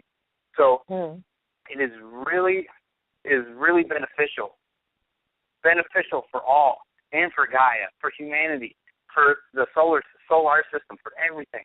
It's beneficial for all, because you are all. And the moment you stand at that little neutral state, you can nullify anything. If you're having a bad day, take 5 seconds. 3 deep breaths is all that's really required. 1 breath, 2 breaths, 3, and by the time you be done with that third breath, it forces and automatically adjusts your focus to right now. Because each breath you remove the old, you remove the new, you remove the existing, and what you're left with is this neutral state, this natural state, this nothingness, the beautiful nothingness, because out of the nothing comes everything. Be that creator, be that love, be that light, be that balance, be that connection, because no one's going to do it for us. There's not going to be any ships that's going to be coming from the skies, landing on Earth, or, anything of that nature, unless and until you actually get right with yourself. You actually adjust yourself and turn your proverbial mentality to the station that exists. Because all exists now. Everything exists now. Everything is here and now. So we have the ability to tap into everything if we desire, if we align our beliefs and our ideologies and literally line up in a row. And that's really what alignment is, lining up in a correlated row that has great resonance, because the body is 70% water anyway. And the idea that the human body is essentially a massive antennae. That's all we are, is an antennae. We're just the receiver. So once you stand at that neutral state of everything, of that moment, or whatever you're experiencing right then and there, or right now and now, shall I say, that connects you to all other states, that connects you to all other solutions. Albert Einstein said it perfectly. Thou shalt not see the solution from which the problem was created. So therefore, you can't be in that negative state to see the positive outcome. It's impossible. It's literally impossible. Not even improbable. It's impossible. And possibility and impossibility is different than probability, of course. Probability is the potentiality of it happening. Possibility or impossibility means that there's zero probability of it actually happening. So the possibility is stifling. The possibility is expanding beyond what we can comprehend right at the moment. And that's why we're here. That's why everybody's listening right now. It's the next step in the staircase. It's the next expanded state. It's the new, anew, every second, anew, because it's now, it's always now. And every time that you're having a rough day, just realize it's now. And you're only feeling that way because you've defined the reality of that now to experience in that way. So you can just take, I guess in a sense you could put on a diver's mask. And if you really don't want to dive into those problems, put on this proverbial diver's mask. Use whatever permission slip which my great teacher Bashar would say. Use a permission slip to give yourself more permission to do more of what and who and everything you are. Because sometimes people get this anxiety, or you get this, this feeling that, man, if I go there, I might wink out of existence. If I go there, I may not exist at all. If I go there, I lose everything. But we've lost everything millions of times over. So it's time that we just collect it all back. And it's not this, it's not that. It's a collection of everything. I love the way you're saying, Scott, that you're talking about techniques, like to sell people. You kind of let us get a glimpse of what it can be like. And then if you say, if you're not feeling that good, I practice the idea, I will take 3 deep breaths for sure. If I'm not feeling as good as I want to feel, other people might be looking at me and think I feel great, but I am so used to feeling really, really good that I want to keep that. So I will stop and take 3 deep breaths. I use these techniques every day about belief. If I'm not feeling that great, I start thinking, what kind of got me off? And I really analyze it. I use it several times a day. Anytime it dips from less than how I want to feel, I go back to that neutral place. I think, could I look at this a different way? And I look at it a different way. I put positive feeling on it, putting a positive spin on it, and then I step forward and I create. Since I've created a positive idea about it, it unfolds in a positive way, and that's my experience. And I use this stuff every day because I have the same idea about this reaching towards this. It's time now to be our best selves. There's like a sense of urgency behind it as well. Absolutely. I mean, urgency in the sense of why not, it's like Christmas Eve, why not unwrap the presents? Do we really have to wait till we could? We could. Certainly. Wait till tomorrow, but let's go ahead and unwrap them. I kind of give an analogy like the now moment is like Christmas, because once you're in the now moment, you become present. And once you become present, life is a present.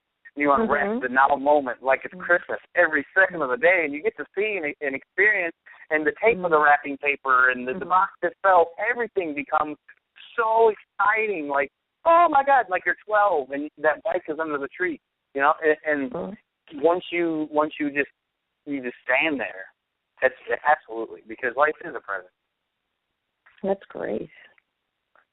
And that makes me think about how, for some people, depending on the mood people are in as they're listening to this, I know ideally everyone would feel better be listening to this and having listened to this.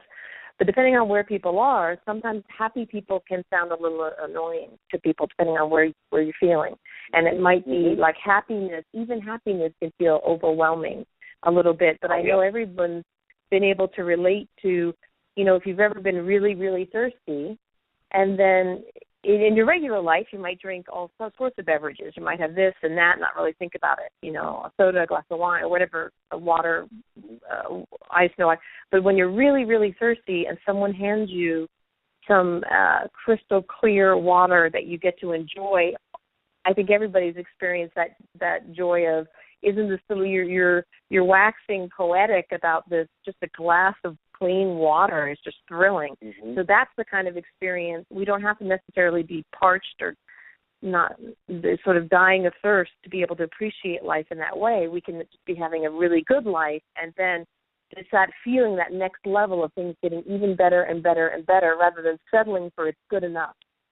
Just the way what you're opening up here, Dot and Ray, what you're opening up is this idea of giving people access to, when they hear it in your voices, right? They can hear, wow, these guys are really excited about these things and really on fire and really full of passion. And they get, so other people get access to, I could feel even better and better and better, which may not have been something, people are just trying to feel relief or trying not to feel so much pain.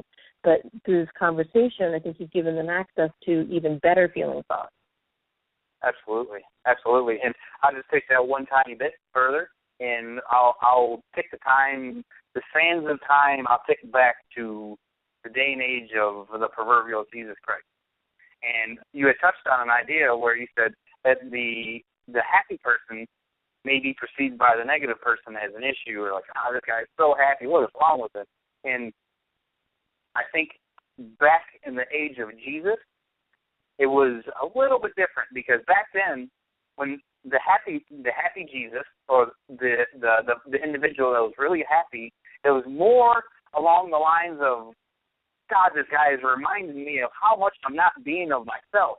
This is a clear reminder of how much unlike I am this guy right now, how much unlike I am of my natural self. And so therefore, that analogy, or that ideology, essentially browbeated and killed the Jesus that was trying to save them. And in a sense, in today's day and age, that is, I wouldn't say it's non-existent, but it's the collective awareness of that idea of other individuals in their reality trying to broadcast love and light is much more shepherded, is much more, warranted and welcomed now because we are in that step of the staircase than we were back then. So just everybody, I would love everybody to give themselves a round of applause for be at this point, because just imagine trying to convey this message 300 years ago. You would be burned at the stake right now. I'd probably be drug out of my house or out of my hut or my tree or whatever it would be and burnt at the stake because I would be considered a witch. But nowadays, it's such an accepted idea. The beliefs have trickled and changed and altered because change is the only thing that's constant among existence itself. And if you know that it changes, then that would give one credence to say, man, if this didn't work then, it'll work now, because it's a different mindset. We're in a different gear of reality. We're in a different cog of the wheel. We're not in that focalized, where we're trying to learn to become masters. We did that for them thousands of years and hundreds of years. So now that we can be the beacons of light, we can be the precursors for the awakening of the entire civilization of humanity. I thank both of you for being on the show and being that clear prime example for those listening and all those in our everyday lives, to be that beacon of hope for the individual who is kind of having a bad day, because that person that's having a bad day has a much more probability of seeing the positivity now because of the shift, because of the change, than they did hundreds of years ago. So pat yourself on the back that it's not that hard no more, because this is the opposite end of this rubber band that we snapped back. We've pulled ourselves so far into that negative perspective to obtain and reclaim and understand every portion and aspect of it, to simply let go, to really amplify in an opposite direction. Put out is what you get back on the laws of physics. So since we've had all that momentum into it, it cannot not happen. It's already happened. So for anybody to say that, oh, this isn't going to work or this isn't working for me, just know that it already has. Know that. And the moment you pardon me? Go ahead, finish. Mm-hmm. Absolutely. Well, the moment you intrinsically know that is the moment that you connect to the rest of your brothers and sisters on this planet. Perfect. Yeah, I was just going to say that is beautiful what you just said, because basically, I talk to people all the time about, and people relay the message that, oh, I'm not doing this right, or this isn't for me, and it's really already happening for you. So I talk to a lot of people that want to heal themselves, and they say, oh, I can't do this, and I like to relay the message right back to them. You're already doing it, or you're already awakening. So our collective consciousness, our mass, humanity is all awakening. Just like Scott said, thousands of years ago we would have been burned for talking about this stuff, but now it's being more and more accepted because humanity is awakening as a whole. So don't get discouraged within yourselves. Don't even get discouraged when you look out into humanity and say, oh, it's hopeless, because it's not. It's happening right now. If you are on this phone call, if you are listening to this, if you are, a friend of mine or Scott's or Sheila's, whoever, you're already part of the process, and it's already happening to you. So just continue to do what you're already doing. Be yourself. You're already waking up. You're already healing yourself. We're all doing this together as a collective. It's not an individual thing, even though we can look at it that way. But it's already happening, or you wouldn't be able to hear us on this call. You wouldn't be able to perceive us at all. So just relax into who you are. Know that you're loved by your Creator, and just be yourself. And I think that's really what we want to get across here. That is great. And some people, so thank you so much. And some people might wonder, well, it sounds good, right? They might be listening, Ray, to you and what you just said and what Scott said and some of what I said, and they're thinking pieces of it sound good to them, right?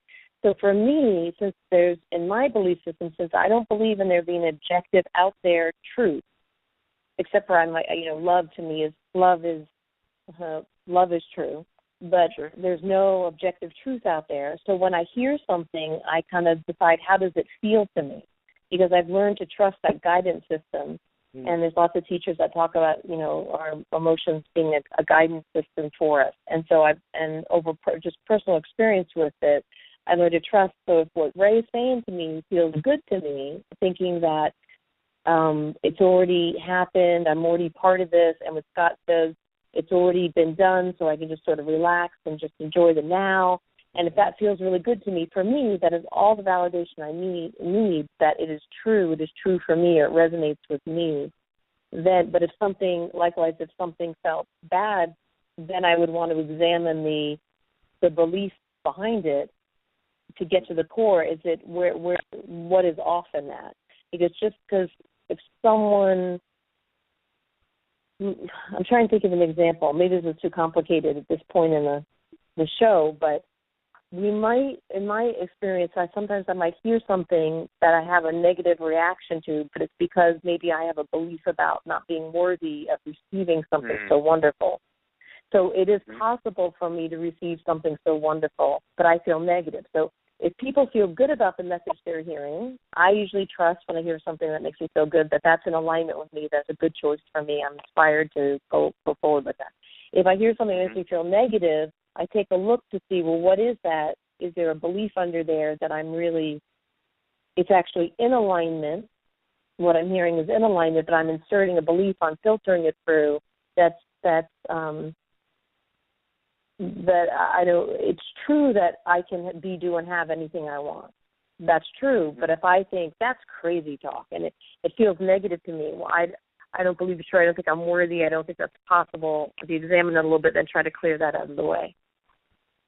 So just because people might be listening to this and either feeling it really resonates and might be wondering if it's true, which I would say if it resonates, that's me proof it's true, or they may be a little skeptical or not sure about it, and I encourage everyone to examine the beliefs and see if there's something you're putting in the way of receiving this gift that Ray and Scott are talking about to give you a hope and what we think things are and are going. Definitely. And I touched on the subject before, and I've actually used this analogy before. And one of the easy ways and a good tool and a good analogy to get you back into that flow and to get you back into the idea of the neutral state and the idea of your life and letting it go in the most beneficial direction. And that is, you're already going in the right direction you need to be going. Just flow with your existence. Flow with life like a massive river flowing, like a flowing river. Be in the canoe of your true natural self without any paddles, without any kind of propelling device. Just be you, be your natural self in the canoe, and just flow. And any stick or any inclusion or any obstacle that arises, like you said, the pothole in the road previously on the show, that pothole, that stick, that inclusion, that log, or whatever is in your river that you're flowing down becomes a wonderful experience. It doesn't become, crap, there's something in my way. I need to get there. It's going to take me forever to get this out of the way. But instead, you can be like, oh, wow. Oh, do you see what's on that log? Look at that frog. Look at this. Look, how many years did that log live? You can count the rings of the log. You can see how long it is. And by just accepting the log for what it is, you can take one finger and gently push it out of the way, and it becomes a fun thing. It becomes a learning experience.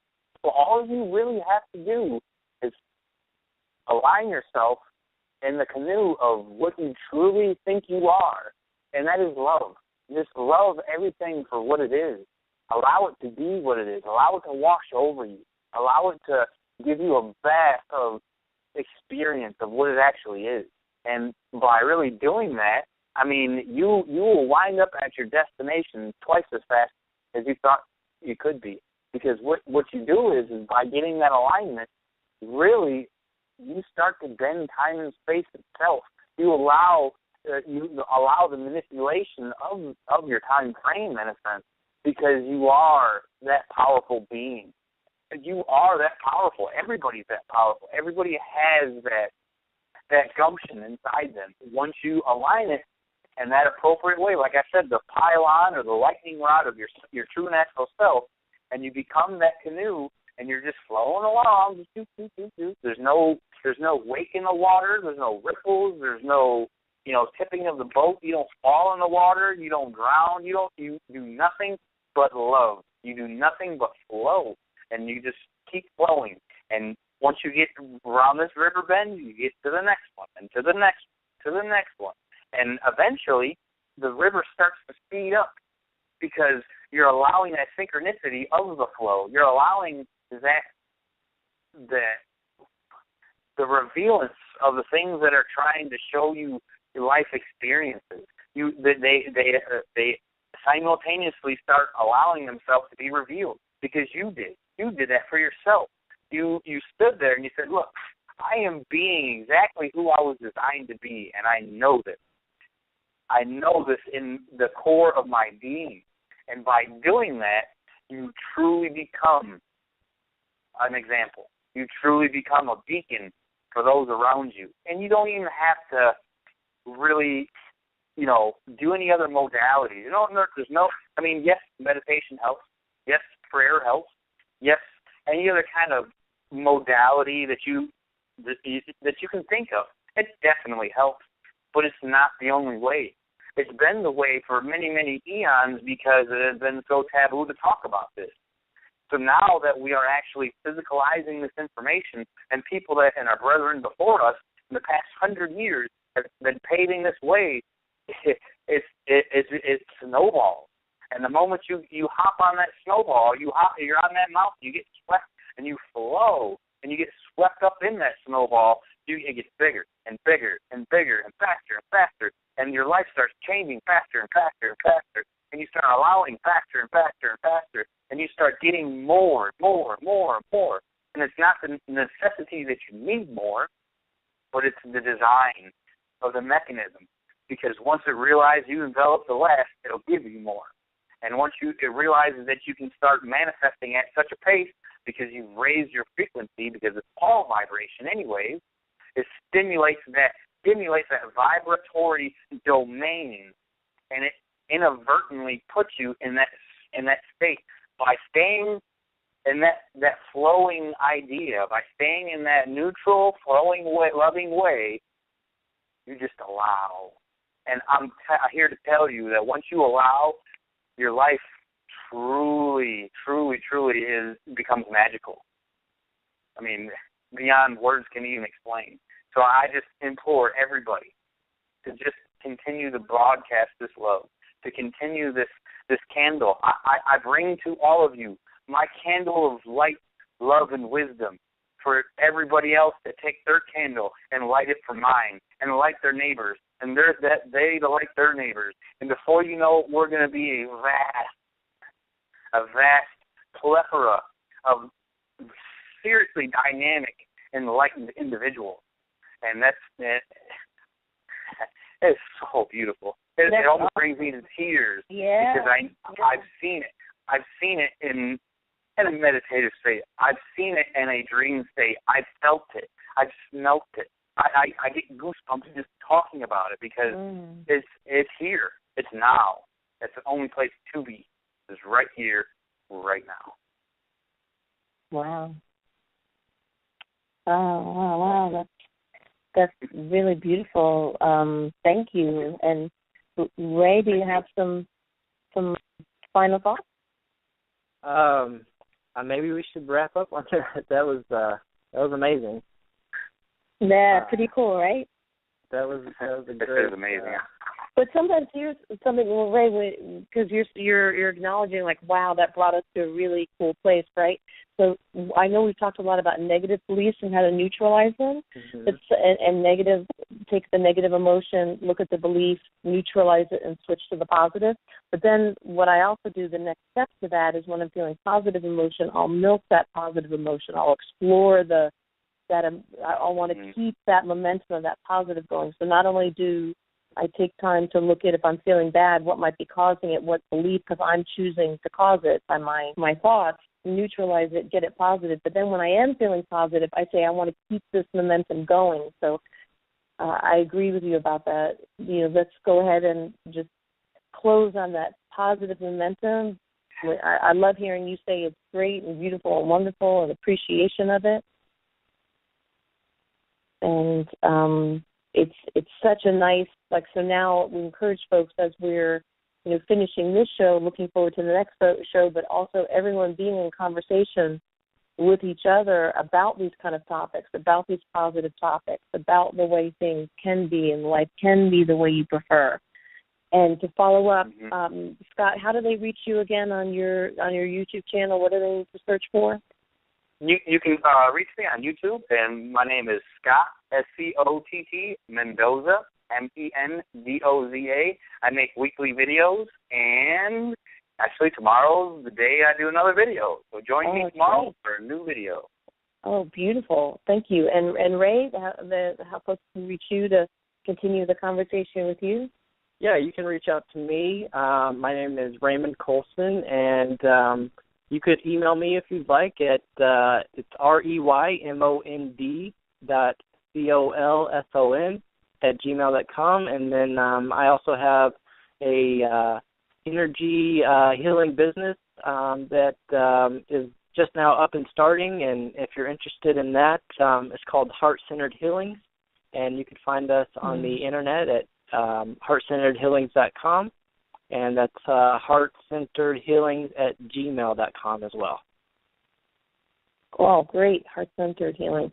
And you say it's just up and running, but it's something you've been doing and practicing and living and breathing. You're just formalizing it now. Yes, I've actually just now got the actual business up and running, but it is it is basically a reflection of me and who I am and where I see my community and my universe going. So that's what we're about at Heart-Centered Healings. That's wonderful. And to reach me, to reach Sheila, you can use the Conscious Contact 88 at Gmail. Conscious Contact is, I guess, something a lot of people getting Gmail address are interested in. So I just threw an 88 there, 8 being like the symbol of infinity, and why not have two of them? So Conscious Contact 88 at Gmail is how you can reach Sheila if you wanted to send some show suggestions. We have a lot of ideas for upcoming shows for different topics. We are meeting today as a roundtable, the three of us. We're talking about exploring, bringing guests on, having callers call in. So we're looking to really, we might do some monologues that we just make these like little podcasts. Maybe one of our three elements, right? We might do those individually. All sorts of the way it's going to evolve, all sorts of exciting things, the way it'll be evolving. And we appreciate anyone that feels inspired to contribute in a way with an idea or the suggestion or just to pass this along to someone else to be able to listen to. Hopefully we can do that, lighting a candle, lighting each other's candles, and really make the difference and uplift as we're going. Great. Beautiful. Thank you. I'll finish with, as always, everybody, go with your heart, live through your heart. I love all of you. Beautiful. Love you too, Scott. Love you, Ray. Love you all. Thank you. Fantastic. Thank you. Thank you both. Have a great evening. Okay. Thanks, everybody. We'll see you next time on Conscious Contact 88. Thank you. Bye-bye. Bye-bye. Bye-bye. Sprint presents Time Machine. Hey, what are you doing? It's 17 months until I can upgrade to the new iPhone 6S, and I'm building a time machine so I don't have to wait. Oh, with Sprint, I never have to wait. I get to upgrade to the newest iPhone right away, whenever it comes out. Seriously? Seriously. Man, I gotta switch to Sprint. Why